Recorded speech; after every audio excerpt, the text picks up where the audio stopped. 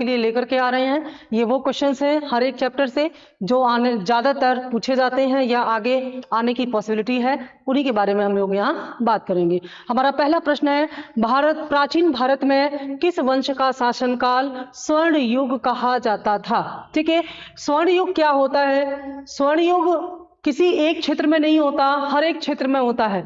जैसे साहित्य के क्षेत्र में स्वर्ण युग, जैसे जनता खुशहाल हो, इसके माध्यम से लोगों में अच्छी एक शांति और पीस हो, इसे भी आप स्वर्ण युग कह सकते हैं। इसके अलावा अर्थव्यवस्था का विकास हो रहा हो तो यह भी स्वर्ण युग है, या पॉलिटिकल सिस्टम मेंटेन तरीके से चल रहा हो, यानी कि हर एक दृष्टि से जब सब कुछ ठीक से चल रहा हो, प्रजा में शांति हो, समृद्धि हो, तो ऐसे ही समय को हम स्वर्ण युग कहते हैं। और ऐसा स्वर्ण युग प्राचीन भारत में किस वंश का था, ये आपसे पूछा गया है।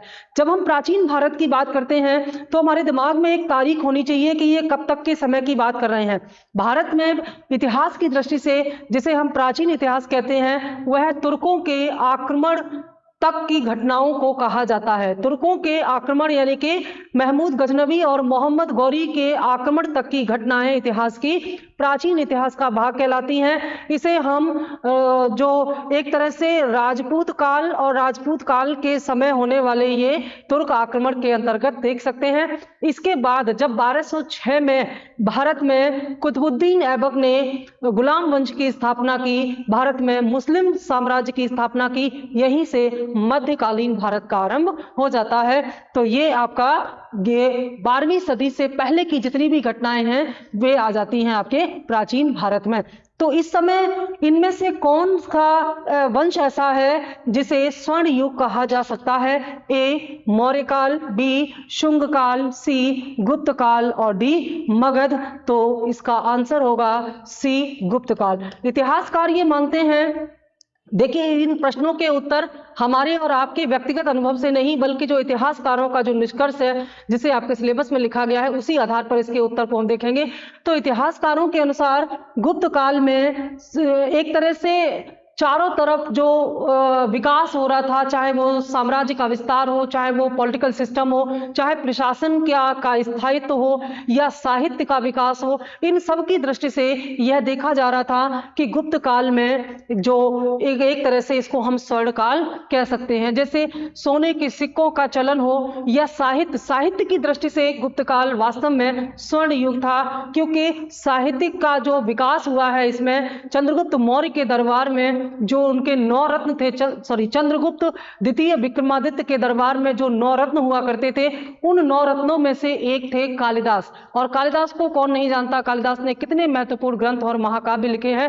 तो इस प्रकार से जो शासक थे गुप्तकालीन, उन्होंने राजकवियों को आश्रय दिया और इनके संरक्षण में बहुत ही बेहतरीन कवियों ने अच्छे अच्छे ग्रंथों की रचना की है। तो कुल मिलाकर के ये जो गुप्त काल है, ऑप्शन सी, यह प्राचीन भारत में स्वर्ण युग के नाम से जाना जाता था। अगला प्रश्न है हमारा, गुप्त संवत की स्थापना किसने की थी? ए चंद्रगुप्त प्रथम ने, बी श्रीगुप्त ने, सी चंद्रगुप्त द्वितीय ने और डी घटोत्कच ने। तो गुप्त संवत की स्थापना करने वाला जो गुप्त शासक था वो चंद्रगुप्त प्रथम था, और 319 320 ईस्वी में गुप्त संवत स्थापित किया गया। अपने राज्यारोहण के समय चंद्रगुप्त प्रथम ने ऐसा किया था। जो गुप्त वंश था, गुप्त वंश की स्थापना श्रीगुप्त ने की। ठीक है, गुप्त वंश की स्थापना किसने की? श्रीगुप्त ने की। और श्रीगुप्त जो है इसका संस्थापक था गुप्त वंश का, लेकिन इसका जो बेटा था घटोत्कच और उसका पुत्र था चंद्रगुप्त प्रथम। यानी कि इसने स्थापना की, फिर इसका पुत्र आया घटोत्कच, फिर घटोत्कच का पुत्र आया चंद्रगुप्त प्रथम, और चंद्रगुप्त प्रथम का जो पुत्र था वो समुद्रगुप्त था, और समुद्रगुप्त का पुत्र जो था वो चंद्रगुप्त द्वितीय था। तो इस तरह से वंशावली का क्रम जो है गुप्त संवत के, उसके हिसाब से ये चंद्रगुप्त प्रथम जो है ये गुप्त वंश का प्रथम, दूसरा, तीसरा शासक ये था गुप्त वंश का। ठीक है, नेक्स्ट क्वेश्चन नंबर 3, पहला गुप्त शासक जिसने सिक्के जारी किए थे, पूछा जा रहा है इनमें से कौन सा पहला ऐसा गुप्त शासक था जिसने सिक्के जारी किए थे। मैंने आपको अलग अलग वीडियो में बताया कि भारत में, प्राचीन भारत में सबसे ज्यादा सोने के सिक्के जारी करने वाले जो वंश था वो गुप्त वंश ही था, जिनने मात्रा के रूप में सबसे ज्यादा है। 2 प्रश्न यहां से पूछे जाएंगे, सबसे ज्यादा सोने के सिक्के किसने जारी किए, तो वो गुप्त शासक थे, और सबसे प्योर सोने के सिक्के किसने जारी किए, तो वो जो कुषाण वंश था उसका नाम यहाँ पर आता है। यहाँ पर पूछा है कि पहला गुप्त शासक कौन था जिसने सिक्के जारी किए। ए श्रीगुप्त, बी चंद्रगुप्त प्रथम, सी समुद्रगुप्त और डी चंद्रगुप्त द्वितीय। तो आपका उत्तर होगा बी चंद्रगुप्त प्रथम इनमें से पहला गुप्त शासक था जिसने सिक्के जारी किए थे। ठीक है, सिक्के जारी करना एक तरह से इनकी राजनीतिक स्थिरता का प्रतीक था।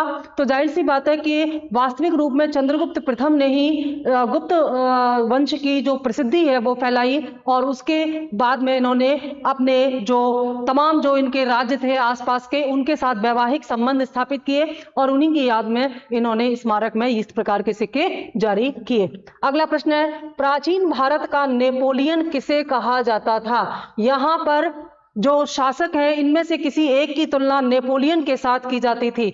नेपोलियन कौन था? नेपोलियन जो है ये फ्रांस का एक डिक्टेटर था। जब फ्रांस की क्रांति हुई तो फ्रांस की क्रांति के बाद तानाशाह के रूप में वहां पर नेपोलियन आया, और नेपोलियन से इनमें से किसी एक की जो तुलना की गई है वो इसलिए क्योंकि नेपोलियन एक महत्वाकांक्षी और साम्राज्यवादी डिक्टेटर था, तानाशाह था, जो विश्व भर में पूरे यूरोप में अपने साम्राज्य का विस्तार कर रहा था। तो ऐसा ही इनमें से किसी एक ने किया कि अपने साम्राज्य का चहुमुखी विस्तार किया, तो इसलिए उसकी तुलना नेपोलियन से यहां पर की गई है। ए चंद्रगुप्त मौर्य, बी पुष्यमित्र, सी कनिष्क और डी समुद्रगुप्त। देखिए, वैसे तो हम ये कह सकते हैं कि चंद्रगुप्त मौर्य का साम्राज्य भी बहुत ज्यादा विस्तारित था। चंद्रगुप्त मौर्य ने कैसे सेल्यूकस निकेटर को परास्त करके पश्चिमोत्तर प्रांत से भी आगे जाकर के अपने साम्राज्य का हिंदू कुश तक विकास किया, और दक्षिण से लेकर पूर्व में और उत्तर में ये बहुत ही विस्तारित था। लेकिन इसका जो उत्तर है वो होगा समुद्रगुप्त। इसका कारण यह है कि समुद्रगुप्त ने तमाम तरह के विजय अभियानों के द्वारा, युद्ध अभियानों के द्वारा अपनी शक्ति के बल पर अपने साम्राज्य का विस्तार किया, जबकि तत्कालीन समय में चंद्रगुप्त मौर्य ने जो हम कह सकते हैं कि सेल्यूकस निकेटर को परास्त करने के अलावा कोई ऐसा विजय अभियान या युद्ध अभियान नहीं किया कि शक्ति के बल पर इन्होंने अपना साम्राज्य विस्तार किया हो, क्योंकि ये बहुत ही अर्लीस्ट मौका था भारतीय इतिहास का जिसमें अपने साम्राज्य का विस्तार करना उतना कठिन नहीं था जितना कि समुद्रगुप्त के समय में था, क्योंकि इस समय तक तमाम स्थानीय शक्तियां पैदा हो गई थी, और उनके साथ तमाम युद्धों के द्वारा, संघर्षों के द्वारा समुद्रगुप्त ने जो अपने साम्राज्य का विस्तार किया, तो निश्चित तौर पर इसकी तुलना नेपोलियन से की जा सकती है। तो आपका उत्तर हो गया कि नेपोलियन किसे कहा जाता है, आंसर है डी समुद्रगुप्त को। ठीक है, बाकी ये कनिष्क जो है कुषाण वंश का शासक है, और पुष्यमित्र शुंग जो है ये शुंग वंश का संस्थापक है, पुष्यमित्र शुंग। ठीक है, अगला प्रश्न है, इलाहाबाद का अशोक स्तंभ किसके शासन के विषय में जानकारी देता है। इलाहाबाद का अशोक स्तंभ किसके शासन के बारे में जानकारी देता है। ए चंद्रगुप्त मौर्य के, बी चंद्रगुप्त प्रथम के, सी चंद्रगुप्त द्वितीय के और डी समुद्रगुप्त के। आपने प्रयाग प्रशस्ति का नाम जरूर सुना होगा जिसकी रचना हरिशेन ने की थी। तो प्रयाग प्रशस्ति किसके बारे में लिखी गई है? प्रयाग प्रशस्ति लिखी गई है समुद्रगुप्त के बारे में। प्रशस्ति का मतलब होता है, ये प्रश्न एक बार पूछा गया है, प्रशस्ति का मतलब क्या होता है? प्रशस्ति का मतलब होता है अपने राजा के बारे में बढ़ा चढ़ा करके बताना या उसकी प्रशंसा करना। यानी कि जब शासक की प्रशंसा के बारे में कोई प्रपत्र लिखा जाता है तो उसे प्रशस्ति कहते हैं। तो प्रयाग प्रशस्ति इसी अशोक स्तंभ पर लिखा गया है जो कि इलाहाबाद में है। तो इलाहाबाद का जो अशोक स्तंभ है उसी पर समुद्रगुप्त की तारीफों में प्रयाग प्रशस्ति लिखा गया है। किसने लिखा है? हरिशेन ने। हरिशेन कौन थे? इनके दरबारी कवि थे। तो हर्षेन द्वारा रचित प्रयाग प्रशस्ति, जाहिर सी बात है अशोक स्तंभ पर लिखा गया है। तो अशोक स्तंभ किसके बारे में जानकारी देता है? समुद्रगुप्त के बारे में जानकारी देता है। इसके अलावा इस अशोक स्तंभ पर अशोक के बारे में जानकारी, क्योंकि अशोक स्तंभ इसका नाम ही है, और एक मध्यकालीन भारत का जो एक शासक है जिसका नाम है जहांगीर, जहांगीर के बारे में भी इस अशोक स्तंभ से जानकारी मिलती है। ये प्रश्न बहुत महत्वपूर्ण है। तो कुल मिलाकर के 3 शासकों के बारे में जानकारी मिलती है इलाहाबाद के इस अशोक स्तंभ से। कौन कौन? पहला तो अशोक हो गया, ठीक है। दूसरा कौन हो गया? समुद्रगुप्त हो गया, समुद्रगुप्त। और तीसरा हो गया जहांगीर। बहुत कम लोग इस बात को जानते हैं और अक्सर प्रश्न गलत हो जाता है।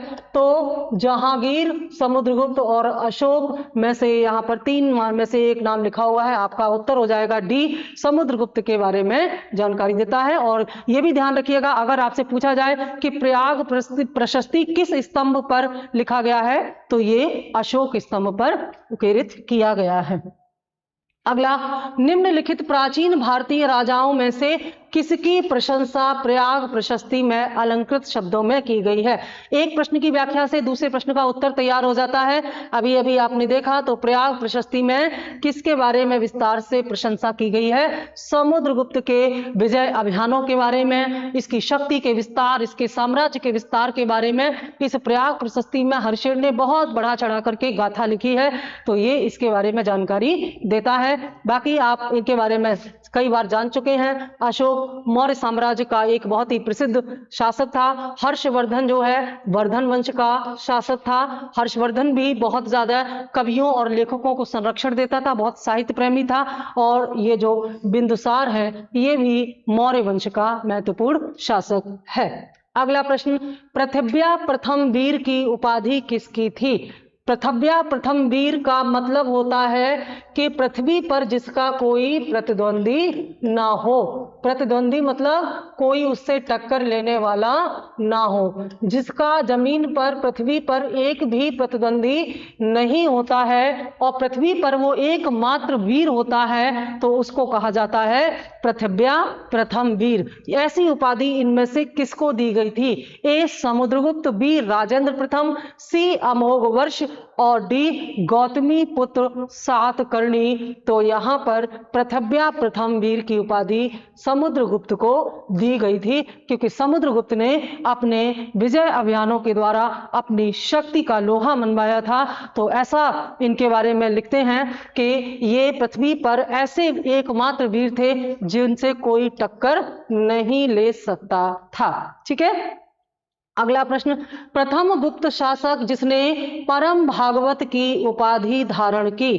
ठीक है, परम भागवत या भागवत, यहां भी अलग से भागवत उपाधि भी होती है।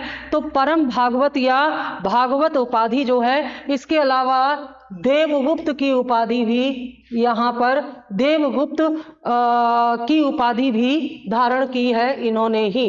देवगुप्त की उपाधि, भागवत की उपाधि और परम भागवत की उपाधि धारण करने वाला एक ही व्यक्ति है। इनमें से कौन है? ए चंद्रगुप्त प्रथम, बी समुद्रगुप्त, सी चंद्रगुप्त द्वितीय और डी श्रीगुप्त। तो नाम है सी चंद्रगुप्त द्वितीय ने। चंद्रगुप्त द्वितीय को वाकाटक लेख में देवगुप्त कहा गया है। ये परम भागवत या भागवत की उपाधि से ऐसा मालूम पड़ता है कि चंद्रगुप्त द्वितीय जो है वे भागवत धर्म से प्रेरित थे, और भागवत धर्म से प्रेरित यानी कि वैष्णव थे। तो इस प्रकार का प्रश्न भी बनता है, आप याद रखें। अगर आपसे पूछा जाता है कि चंद्रगुप्त द्वितीय के भागवत धर्म से प्रेरित होने या वैष्णव धर्म से प्रेरित होने का प्रमाण क्या है, तो वह प्रमाण है इनकी उपाधि परम भागवत या भागवत। ये अपने आप में महत्वपूर्ण है। और भागवत या जो वैष्णव धर्म था या संप्रदाय था, इसका जो पहला अभिलेखीय साक्ष्य है वो हेलियोडोरस का गरुड़ स्तंभ लेख है। तो ये कुल मिलाकर के भागवत धर्म से प्रेरित होकर के ही ये चंद्रगुप्त द्वितीय ने परम भागवत की उपाधि धारण की थी। मैंने बताया इनकी अन्य महत्वपूर्ण उपाधियां भागवत या देवगुप्त भी थी। निम्न में से किस गुप्त राजा का एक अन्य नाम देवगुप्त था। यहाँ पर देखिए प्रश्न आ गया है आपके सामने, सेम जो अभी हमने आपको बताया कि इनमें से कौन सा गुप्त राजा है जिसका एक और नाम था, तो आंसर आप जान चुके हैं, बी चंद्रगुप्त द्वितीय का एक अन्य नाम देवगुप्त था। और यह कहाँ पता चलता है, यह वाकाटकों से पता चलता है। ठीक है, वाकाटक अभिलेख से पता चलता है। वाकाटकों के साथ चंद्रगुप्त द्वितीय या गुप्त परिवार के जो है वैवाहिक संबंध थे, तो वहीं से पता चलता है कि इन्हें देवगुप्त भी कहा जाता था। समुद्रगुप्त और कुमारगुप्त जो हैं ये गुप्त वंश के ही महत्वपूर्ण शासक हैं। कुमारगुप्त ने बड़ा ही बेहतरीन काम किया था, नालंदा विश्वविद्यालय की स्थापना की थी, और नालंदा विश्वविद्यालय उस समय बुद्ध धर्म की शिक्षा या बौद्ध शिक्षा के लिए विश्वविख्यात था, नालंदा विश्वविद्यालय। ठीक है, तो इसकी स्थापना करने का जो श्रेय है वो कुमारगुप्त को जाता है। और समुद्रगुप्त के बारे में आप जान ही चुके हैं, पीछे कई क्वेश्चन। अगला प्रश्न है, शक विजेता के नाम से किसे जाना जाता है? ए चंद्रगुप्त प्रथम को, बी समुद्रगुप्त को, सी चंद्रगुप्त द्वितीय को, और डी कुमारगुप्त को। तो शक विजेता के रूप में चंद्रगुप्त द्वितीय को जाना जाता है। और चंद्रगुप्त द्वितीय ने जब शकों को पराजित किया है, तो शकों को पराजित करने के बाद इनको शकारी की उपाधि दी गई, शकारी। ठीक है, चंद्रगुप्त द्वितीय की जो चंद्रगुप्त द्वितीय का एक नाम चंद्रगुप्त द्वितीय विक्रमादित्य भी है। यहां पर दो चीजें देखें, जब चंद्रगुप्त द्वितीय ने शकों को उज्जैन में पराजित किया, जब चंद्रगुप्त द्वितीय ने शक कौन थे? शक ऐसी एक जनजाति थी जिसने भारत पर आक्रमण किया था और पश्चिमी क्षेत्र में इन्होंने अपने राज्य का विस्तार भी कर लिया था। तो जब शकों को उज्जैन में पराजित किया चंद्रगुप्त द्वितीय ने, तो उस समय इन्होंने जो उपाधि धारण की वो थी शकारी। लेकिन जब इन्हीं चंद्रगुप्त द्वितीय ने इन शकों को पश्चिम में पराजित किया, ठीक है, पश्चिम जहां पर आज महाराष्ट्र का एरिया है, जब पश्चिम भारत में इनको पराजित किया तो इन्होंने विक्रमादित्य की उपाधि धारण की, विक्रमादित्य की उपाधि धारण की। तो चंद्रगुप्त द्वितीय क्या बन गए? चंद्रगुप्त द्वितीय विक्रमादित्य। तो कुल मिलाकर के शकारी और विक्रमादित्य ये दोनों ही चंद्रगुप्त द्वितीय की ऐसी उपाधियां हैं जिनसे यह पता चलता है कि इन्होंने शकों को पराजित किया था। और चंद्रगुप्त मौर्य द्वारा शकों को पराजित करने के कई उदाहरण हैं, जैसे कि इसके एग्जाम्पल भी मिल जाते हैं, जैसे रुद्रदामन का जूनागढ़ अभिलेख। रुद्रदामन एक शक क्षत्रप था और चंद्रगुप्त मौर्य ने इस एरिया में शकों को पराजित करके यहाँ पर अपने राज्य शासन की स्थापना की। और फिर उसके बाद जो रुद्रदामन का जो जूनागढ़ अभिलेख है उसमें बहुत सारी ऐसी बातें, जैसे कि यहाँ पर जो चांदी के सिक्के चलाई गई, इससे पहले गुप्त शासन में चांदी के सिक्कों का प्रचलन नहीं था और चांदी के सिक्के पश्चिमी प्रांत में या पश्चिम क्षेत्र में जो है वो शकों ने चलाए थे। तो शकों को पराजित करने के बाद चंद्रगुप्त मौर्य ने चांदी के सिक्के चलाए, यह इस रुद्रदामन के जूनागढ़ अभिलेख से पता चलता है। और इसी में बहुत सारी ऐसी जानकारियां मिलती हैं जिनसे यह पता चलता है कि चंद्रगुप्त द्वितीय ने शकों को पराजित किया था। तो इसका आंसर हो गया चंद्रगुप्त द्वितीय। अगला प्रश्न इससे संबंधित है हमारा रजत सिक्के। रजत के सिक्के मतलब चांदी के सिक्के, ठीक है, रजत को हम चांदी भी कहते हैं, सिल्वर।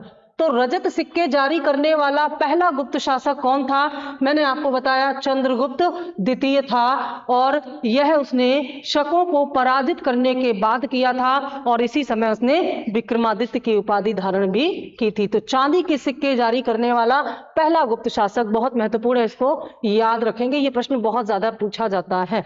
ठीक है, अगला प्रश्न, प्रसिद्ध चीनी यात्री फाहियान ने किसके शासनकाल में भारत की यात्रा की थी? देखिए, फाहियान जो है ये एक बौद्ध था, बौद्ध धर्म से को मानने वाला था। तो बौद्ध धर्म के बारे में और जानकारी हासिल करने के लिए यह चीन से एक बौद्ध यात्री के रूप में भारत आया था। और जब ये भारत आया था तो जाहिर सी बात है उस समय गुप्तों का शासन था। और जब ये फाहियान भारत में आया तो गुप्तों के शासन से इतना प्रभावित हुआ कि इसने चंद्रगुप्त द्वितीय के समय, जब ये आया तो चंद्रगुप्त द्वितीय के समय में जो गुप्तकालीन समाज था, जो वहाँ का व्यवस्था थी, प्रशासन था, उसके बारे में अपने यात्रा विवरण में बड़ी ही महत्वपूर्ण जानकारियां दी हैं। और फाहियान ने मध्य देश की फिर यात्रा की, और मध्य देश वही क्षेत्र था जहां पर गुप्तों की राजनीति का केंद्र था। तो यहाँ पर उत्तर हो जाएगा बी, चंद्रगुप्त द्वितीय के शासनकाल में चीनी बौद्ध यात्री फाहियान ने भारत की यात्रा की थी, और अपनी यात्रा विवरण में इसने चंद्रगुप्त द्वितीय को एक वीर शासक के तौर पर बताया है। ठीक है, अगला प्रश्न, कालिदास किसके शासन काल में थे? कालिदास बहुत ही महत्वपूर्ण रचनाकार, लेखक, कवि, कुछ भी इनको कह लीजिए, इन्होंने बहुत ही बेहतरीन महाकाव्यों की रचना की है। तो ये किसके शासन काल में थे? अभी एक प्रश्न हमारे सामने आया कि गुप्त काल को स्वर्ण काल के नाम रूप में जाना जाता है प्राचीन भारत में। तो जाहिर सी बात है कि स्वर्ण काल में, और अगर ये पूछा जाए कि साहित्य की दृष्टि से कौन सा काल जो है वो स्वर्ण काल के रूप में जाना जाता है, तो यहां भी गुप्त काल ही होगा।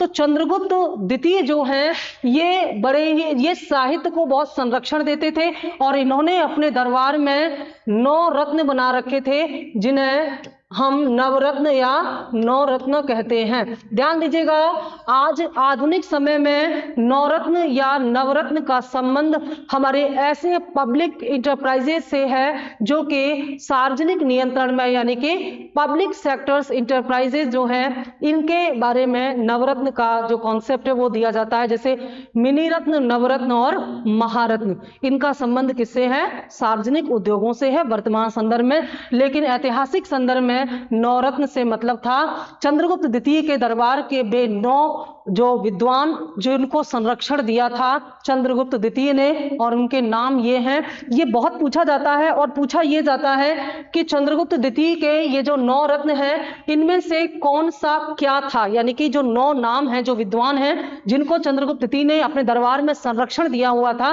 ये क्या करते थे? अलग अलग इनके नाम हैं, एक बार इनको हम बात कर लें फिर क्वेश्चन पर आते हैं। मोस्ट इंपॉर्टेंट है, अमर सिंह का नाम है यहाँ पर। अमर सिंह कौन थे? संस्कृत कोशकार और कवि थे। धन्वंतरी प्रसिद्ध चिकित्सक, हरिसेन कवि एवं लेखक, कालिदास प्रसिद्ध कवि एवं नाटककार, कहापन का ज्योतिषी, शंकु वास्तुकार, वराह मिहिर, जो कुछ नाम जो मोस्ट इंपॉर्टेंट है उनको अभी हम टिक कर देंगे। वराह मिहिर खगोलविद थे, बहुत इंपॉर्टेंट है। भरुचि या वरुचि व्याकरणविद थे, संस्कृत के महान विद्वान थे। और वेतल भट्ट जो हैं ये जादूगर थे।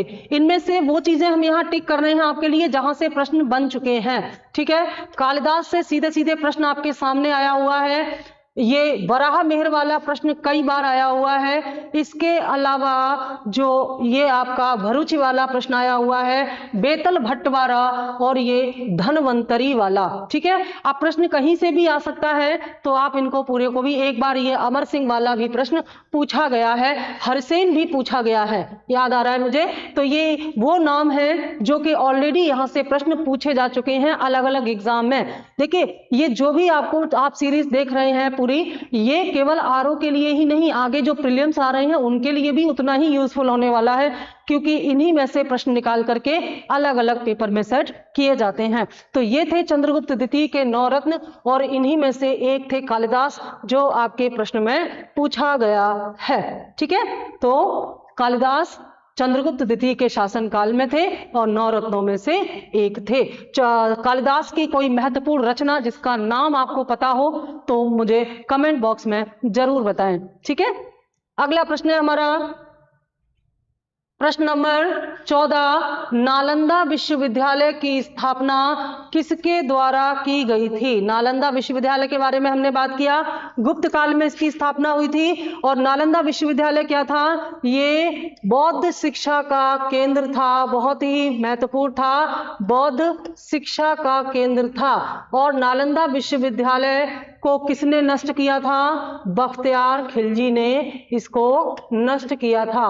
कौन था बख्तियार खिलजी? बख्तियार खिलजी जो है ये मोहम्मद गौरी का एक प्रतिनिधि था, जिसे मोहम्मद गौरी ने भारत में कुतुबुद्दीन ऐबक के साथ अपने जीते हुए प्रदेशों की निगरानी करने के लिए छोड़ा था। इसी बख्तियार खिलजी ने गौरी साम्राज्य को पूर्व में विस्तारित करने के लिए नालंदा विश्वविद्यालय को नष्ट कर दिया था। तो इसकी स्थापना किसने की थी पूछा जा रहा है। ए कुमारगुप्त द्वितीय, बी कुमारगुप्त प्रथम, सी चंद्रगुप्त द्वितीय और डी समुद्रगुप्त। तो आपको अगर इसका नाम पता है तो बताइए। आंसर होगा कुमारगुप्त प्रथम, इन्होंने नालंदा विश्वविद्यालय की स्थापना की थी। ठीक है, अगला प्रश्न, नालंदा विश्वविद्यालय किसके लिए विश्व में प्रसिद्ध था? ए चिकित्सा विज्ञान, बी तर्कशास्त्र, सी बौद्ध धर्म दर्शन और डी रसायन विज्ञान। तो आंसर आपको पता है, अभी बताया मैंने, बौद्ध धर्म दर्शन से संबंधित था नालंदा विश्वविद्यालय। और इसीलिए तमाम चीनी बौद्ध यात्री से लेकर के अन्य बौद्ध अनुयायी जो है इस नालंदा विश्वविद्यालय में शिक्षा ग्रहण करने और बुद्ध के जीवन और उनके दर्शन के बारे में पढ़ने के लिए आते थे। ठीक है, अगला प्रश्न, किस एकमात्र गुप्त शासक के सिक्कों पर कार्तिकेय का अंकन मिलता है? किस एकमात्र गुप्त शासक के सिक्कों पर कार्तिकेय का अंकन मिलता है? मयूर आकृति, इसको मयूर आकृति से भी इसकी तुलना की जाती है। मान लीजिए प्रश्न पूछा जाए कि मयूर की आकृति के सिक्के किसके काल में मिलते हैं। यहां पर जो अभी एक प्रश्न पीछे हमारा आया था कि चांदी के सिक्के पहली बार किस गुप्त काल शासक ने जारी किए थे, तो उसका आंसर था चंद्रगुप्त द्वितीय। चंद्रगुप्त द्वितीय ने जो चांदी के सिक्के जारी किए थे वे व्याघ्र शैली में थे, और व्याघ्र शैली में इनका जो आकार था ये एक आक्रमणकारी के रूप में या संहारक के रूप में दिखाई देते हैं। तो ये जो कौन सा गुप्त शासक है जिसने मयूर आकृति या कार्तिकेय का अंकन किया था अपने सिक्कों में, ये आपसे पूछा गया है। ए चंद्रगुप्त द्वितीय, बी कुमारगुप्त प्रथम, सी स्कंदगुप्त और डी कुमारगुप्त द्वितीय। तो इसका उत्तर होगा सी स्कंदगुप्त। ठीक है, स्कंदगुप्त के साथ एक और चीज जुड़ी हुई है कि स्कंदगुप्त के समय में पहले गुप्तों में हुड़ आक्रमण बहुत ज्यादा हुए। तो हुड़ एक बर्बर और आक्रामक जाति थी जिसने बहुत आक्रमण किए थे चंद्रगुप्त स्कंदगुप्त के शासन काल में। और ये जो है पता चलता है, जो इसके जो अभिलेख हैं जूनागढ़ अभिलेख और भीतरी अभिलेख से पता चलता है कि स्कंदगुप्त के समय में कैसे हुड़ों ने आक्रमण किए थे। तो कार्तिकेय की प्रतिमा या चित्र अंकित सिक्के इसके थे। अगला जो प्रश्न है वही इसका आंसर है, इसलिए मैंने अभी इसको बताया नहीं, अब इसको हम और एक्सप्लेन करेंगे। निम्न में से किस गुप्त शासक ने हुड़ों पर विजय प्राप्त की थी? ए चंद्रगुप्त द्वितीय, बी कुमारगुप्त प्रथम, सी स्कंदगुप्त और डी भानुगुप्त। तो ये स्कंदगुप्त ही था। इसी के समय पर हुड़ों ने बहुत ज्यादा आक्रमण किए। मैंने बताया हुड़ कौन था, हुड़ कौन थे? हुड़ एक बर्बर और खाना बदोश जनजाति थी, बर्बर जनजाति थी जो मध्य एशिया से आए थे। और इन्होंने बहुत ज्यादा गुप्तों को बहुत ज्यादा नुकसान पहुंचाया था। तो अभिलेख ये बताते हैं, कौन से दो अभिलेख इस बारे में जानकारी देते हैं कि हुड़ों ने स्कंदगुप्त पर आक्रमण किया स्कंदगुप्त के शासनकाल में, और स्कंदगुप्त ने हुड़ों को पराजित किया। ये इसके बारे में जानकारी देने वाले जो दो अभिलेख हैं उनमें से एक है जूनागढ़ अभिलेख, ये पूछे जाते हैं, और दूसरा है भीतरी अभिलेख। ठीक है, भीतरी अभिलेख से जूनागढ़ अभिलेख से यह पता चलता है कि हुड़ों ने आक्रमण किया था, और भीतरी अभिलेख से यह पता चलता है कि स्कंदगुप्त ने हुड़ों को पराजित किया था और विजय हासिल की थी। ये बहुत महत्वपूर्ण है, यहां से जानकारी मिली है। अगला प्रश्न, कौन सा राजवंश हूणों के आक्रमण से अत्यंत विचलित हुआ था, यानी कि कौन सा वंश इनमें से ऐसा है जिनके समय में हूणों के बहुत ज्यादा आक्रमण हुए थे। तो पूरी व्याख्या के बाद आप तो उत्तर समझ ही गए होंगे।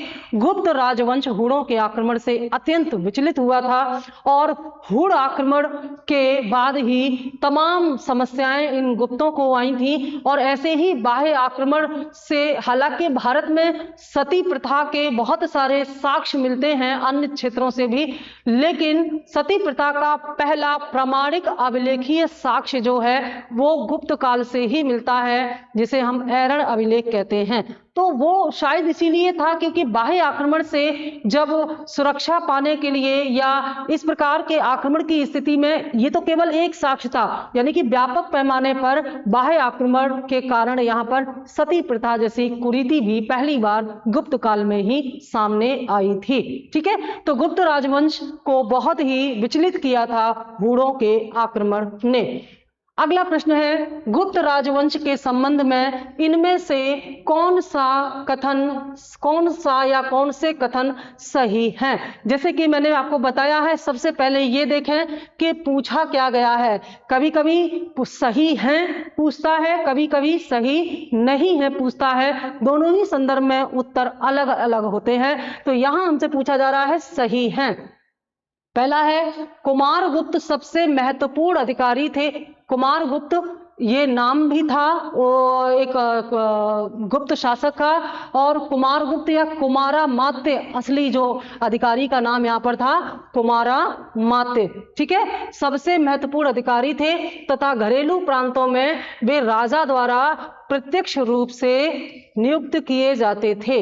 इनको सही प्रकार से हम लिख दें कुमारामात्य। ठीक है, कुमारामात्य, मात्य मतलब अमात्य। तो कुमारामात्य गुप्त काल में सबसे महत्वपूर्ण अधिकारी थे और घरेलू प्रांतों में ये राजा द्वारा प्रत्यक्ष रूप से नियुक्त किए जाते थे, ऐसा पूछा जा रहा है। ये बिल्कुल सही बात है। ठीक है, दूसरा है, गांव के मुखिया का महत्व समाप्त हो गया था तथा उसकी सहमति के बिना भूमि का लेन देन शुरू हो गया था। यह कथन सत्य नहीं है, तो केवल एक सही है। आंसर होगा ऑप्शन ए, गांव के मुखिया का महत्व समाप्त नहीं हुआ था, और ये जो लिखा हुआ है कि इसकी सहमति के बिना ही भूमि का लेन देन, ये भी बात सत्य नहीं है। यद्यपि गुप्त काल में भूमिदान होता था और इसकी शुरुआत सातवाहनों ने की थी। भूमिदान का पहला अभिलेखी साक्ष्य जो है वो सातवाहनों का मिलता है, और गुप्तों ने बड़ी मात्रा में भूमि का दान किया था। और भूमिदान एक तो धार्मिक उद्देश्य से भी किए जाते थे, और दूसरा इनका उद्देश्य ये था कि जो राजस्व वसूली था, क्षेत्रीय जो अधिकारी थे वे राजस्व वसूल करते थे, तो उसके लिए भी भूमिदान में दी जाती थी। लेकिन गांव के मुखिया का महत्व समाप्त नहीं हुआ था। आगे जाकर के जो वर्धन काल है या राजपूत काल है, इस समय में बहुत ज्यादा भूमिदान दिए गए थे, जहां पर सामंतवाद और सामंत और महासामंत का चलन आया था। वहां पर गांव के मुखिया का महत्व कम हुआ था, लेकिन यहां पर गांव के मुखिया का महत्व बना हुआ था। तो आंसर हो जाएगा केवल एक या पहला वाला कथन ही सही है। लास्ट हमारा प्रश्न है, निम्नलिखित कथनों को ध्यान पूर्वक पढ़िए और बताइए इनमें से कौन से सही हैं। पहला, गुप्त सम्राट स्वयं के लिए दैवीय अधिकारों का दावा करते थे। दूसरा, उनका प्रशासन नितांत केंद्रीकृत था। तीसरा, उन्होंने भूमिदान की परंपरा को विस्तारित किया था। तो अभी अभी आपने देखा ये वाला कथन बिल्कुल सही है, इन्होंने भूमिदान की परंपरा को बढ़ाया था, बिल्कुल सही है। लेकिन इनका प्रशासन केंद्रीकृत नहीं था। अगर आप भूमिदान करेंगे तो केंद्रीकरण कैसे होगा? केंद्रीकृत व्यवस्था का सर्वोच्च उदाहरण जो है प्राचीन भारत का, वो मौर्यकालीन प्रशासन है। हमने कई प्रश्नों में देखा, और अभी पिछली यूनिट में हमने देखा कि मैगस्थनीज ने इंडिका में बहुत विस्तार से बताया है कि मुगल कालीन प्रशासन, खास तौर से जो नगरों का प्रशासन था, उसमें किस प्रकार से एक जो मंडल होता था जिसमें 6 समितियां होती थी, वो पूरे नगर के प्रशासन और प्रबंधन को हैंडल करता था। तो वहां पर राजा के पास पूरा नियंत्रण होता था। केंद्रीकृत व्यवस्था में क्या होता है, संपूर्ण जो साम्राज्य है उसका नियंत्रण राजा के हाथों में होता है, राजा शक्तिशाली होता है। लेकिन गुप्त काल में ऐसा नहीं था, या हालांकि गुप्तकालीन राजाओं की पदवियां बहुत बड़ी बड़ी थी, राजाओं का सम्मान बहुत ज्यादा था, लेकिन अगर हम शक्ति की बात करें तो राजा के पास नियंत्रण की शक्ति कम थी, क्योंकि भूमिदान की जो प्रथा थी इसने क्षेत्रीय शक्तियों को ताकतवर बना दिया, और जो केंद्रीय स्तर पर जो शक्ति जो राजा थी उसके हाथ में नियंत्रण की शक्ति कम हो गई थी। तो कुल मिलाकर के गुप्तकालीन राजा जो है या गुप्तकालीन जो प्रशासन है इसमें केंद्रीयकरण नहीं था, इसलिए ये वाला कथन गलत है। और पहले में लिखा है कि गुप्त सम्राट स्वयं के लिए दैवीय अधिकारों का दावा करते थे, बिल्कुल सही है, क्योंकि गुप्त सम्राटों को परम भागवत या ऐसी जो उपाधियां दी जाती थी जो देवताओं से उनकी तुलना करते हैं, या गुप्त सम्राटों के लिए दैवीय अधिकारों की, यानी कि उनका पद सम्मान तो बहुत था इनके पद का, लेकिन इनके पास जो शक्ति थी वो कम थी। तो पहला और तीसरा सही है, ऑप्शन होगा सी इज राइट आंसर। ये हमारे 20 क्वेश्चन थे गुप्त काल के आरंभिक चरण से, जिनमें हमने गुप्त काल का जो पूरा पॉलिटिकल जो रूलर थे, सिस्टम था, उसके बारे में बताया। अभी इसी चैप्टर, क्योंकि बड़ा चैप्टर है, आगे और क्वेश्चन आएंगे उनके प्रशासन से, उनकी अर्थव्यवस्था से, तो उनके बारे में भी हम बताएंगे। ये है इसकी आंसर सीट, और व्याख्या करने के बाद आपको, मुझे लगता है, आंसर सीट की जरूरत नहीं पड़ती होगी, लेकिन लॉन्ग टाइम के लिए इसको दे दिया जाता है। तो इसको पढ़िए, एंजॉय कीजिए, और बहुत ही पॉजिटिविटी के साथ आने वाले सभी प्रीलिम्स के लिए अपने आप को तैयार कीजिए, क्योंकि एमसीक्यू टाइप क्वेश्चंस की इससे बेहतर तैयारी और कोई नहीं हो सकती। और जैसा कि मैंने अपने पिछले वीडियो में बताया कि जो 2024 के जो प्रीलिम्स होने हैं हमारे, जिनमें के आईएएस की डेट आ चुकी है और प्रीलिम्स की पीसीएस की डेट आने वाली है, तो आईएएस प्रीलिम्स, यूपी पीसीएस और अदर स्टेट के जितने भी पीसीएस एग्जाम्स होंगे, उनसे रिलेटेड जो भी आपका जीएस का सिलेबस होगा प्रीलिम्स का, उस पूरे सिलेबस की हम समीक्षा करने जा रहे हैं। इसके लिए हम हमारा ऑनलाइन बैच शुरू करने जा रहे हैं, जो कि दिसंबर फर्स्ट वीक में स्टार्ट होगा। तो ये आपकी जो क्लास होगी, इसमें हम वन लाइनर फैक्ट आपको बताएंगे, most important one liner facts आपको बताएंगे, और ग्राफिक्स के जरिए पूरा सिलेबस आपको समझाएंगे। बहुत ही शॉर्ट में एक ब्रीफिंग हो जाएगी, समरी हो जाएगी। तो इसके ऑनलाइन और ऑफलाइन दोनों ही बैचेस हम शुरू करने जा रहे हैं। आपको जिस तरह से भी इसमें सुटेबल हो, आप उसमें अपना एडमिशन ले सकते हैं। इसके लिए आप हमारे कॉन्टैक्ट नंबर पर भी कॉन्टैक्ट कर सकते हैं, और दोनों ही ऑफलाइन और ऑनलाइन बैच जो है वो हम हमारे दिसंबर फर्स्ट वीक में स्टार्ट करने जा रहे हैं। इससे रिलेटेड कोई भी इंक्वायरी हो, आप डायरेक्ट कॉल लगा करके पता कर सकते हैं। Thank you.